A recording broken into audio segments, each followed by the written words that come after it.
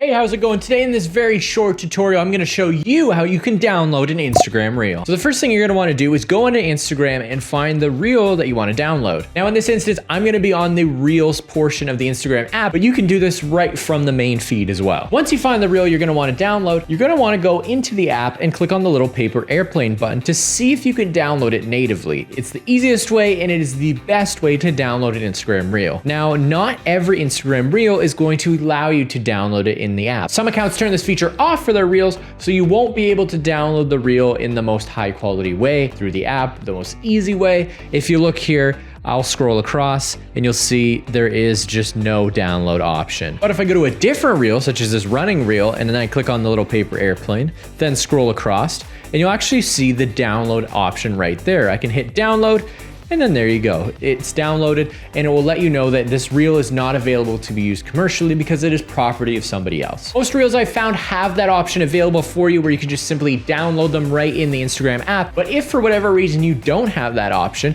you can always do something like a screen recording. Now again, using the Instagram app is always the quickest and the easiest and the most high quality way to download reels off of Instagram. So there you have it. That's how you download a reel from Instagram right to your camera roll. Stay tuned. We got tons of great content coming your way.